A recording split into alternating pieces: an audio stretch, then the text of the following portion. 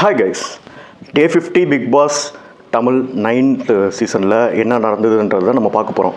அதாவது நம்ம ஸ்கூல் போயிருக்கும்போது இந்த வானிலை அறிக்கை அப்படின்னு சொல்லுவாங்க. எப்படின்னா டிவியில் சொல்லுவாங்க, நாளைக்கு வந்து பயங்கரமான கனத்த மழை பெய்ய இருக்கிறதுனால கல்லூரி பள்ளிகளுக்கு விடுமுறை அப்படின்வாங்க.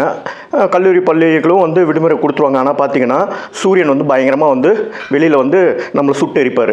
ஸோ அதேமாதிரி தான் இந்த 50வது நாளில் வந்து வியனா வந்து சுகர் இல்லைன்ற ஒரு இஷ்யூ ஸ்டார்ட் ஆக வியனாக்கும் நம்ம திவ்யாக்கும் பெரிய பிரச்சனை வரப்போகுதுரா, ஏதோ நடக்க போகுது அப்படின்னு நம்ம உட்காந்து பார்க்குறோம். ஒன்றுமே நடக்கலைங்க. சப்புன்னு பிடிச்சி 2 பேருமே அங்கே எங்கே அப்படியே பாசிங் கமெண்ட்ஸ் பண்ணிவிட்டு அப்படியே வந்து வைல் பண்ணிட்டாங்க. சரி, ஓகே, ரொம்ப மட்டமாக இருக்குடா இந்த டே அப்படின்னு நினச்சிட்டு இருக்க வாக்கில் தான் சேதுபதி அவர்கள் வந்து சொல்லியிருந்தார் இல்லையா, வீக்கெண்டில் வந்து 50வது நாளுக்கு வந்து கரெக்டாக 11 மணிக்கு உங்களுக்கு ஒரு சர்ப்ரைஸ் வரும்னா, அது என்ன சர்ப்ரைஸ் பார்த்தீங்கன்னா, இந்த ஹவுஸ்மேட்ஸோட ரிலேட்டிவ் தெரிஞ்சவங்க இல்லை ஃப்ரெண்ட்ஸு.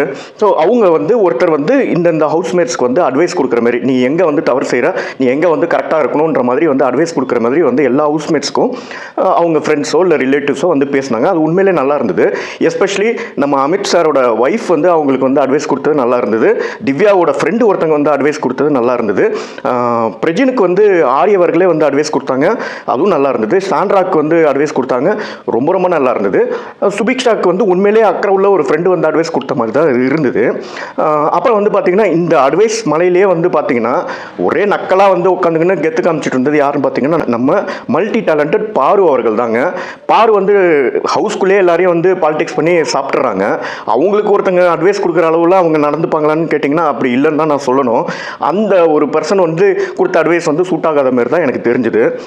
ஆனால் ஒன்றுங்க, சாண்ட்ராவுக்கும் பிரஜினுக்கும் அட்வைஸ் கொடுத்தவங்க கிளியராக ஒன்று சொன்னாங்க, நீங்கள் உள்ளே போய் இண்டிவிஜுவல் கேம் ஆடலை, நீங்கள் வந்து ப்ரொடெக்ட் பண்ணுறீங்க. சாண்ட்ரா கிட்ட அவங்க ஃப்ரெண்டு சொல்கிறாங்க, நீ ஏன் வந்து பிரஜினை ப்ரொடெக்ட் பண்ணுற அப்படின்ற மாதிரி காட்டமாக அவங்க வந்து சொன்னாங்க.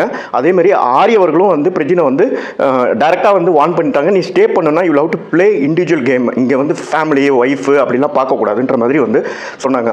ஆனால் எல்லாத்துலேயுமே சூப்பராக யார் பேசுனாங்க பார்த்தீங்கன்னா, சபரிக்கு வந்து ஒரு மேடம் வந்து பேசினாங்க, பயங்கர எனர்ஜியாக பேசினாங்க. ஆனால் அது எப்படி இருந்ததுன்னா, செவுடங்காதில் வந்து சங்கு ஊதுனா என்ன எஃபெக்ட் இருக்கும் அந்த மாதிரி தான். சபரி எப்போதும் போல் இன்றைக்கி சோறு கிடைக்குமா அப்படின்னு யோசிக்கிற மாதிரியே தான் உட்காந்துட்டு இருந்தார். உண்மையிலே அவரை தவிர்த்து அட்வைஸ் கொடுத்தாங்க இல்லையா, மற்றவங்களுக்கு அட்வைஸ் கொடுத்தாங்க இல்லையா, எல்லாருக்குமே சூப்பராக பண்ணாங்க. இவங்களுக்கு சூப்பராக வந்து அட்வைஸ் பண்ணவங்க இருந்தாங்க. ஆனால் அது பாவம் நம்ம சபரி ஐயா காதில் வந்து போச்சா இல்லையானே தெரில. அது 4 நாள் கழித்து போகுன்றதை நம்ம எக்ஸ்பெக்ட் பண்ணலாம். Thank you, bye by.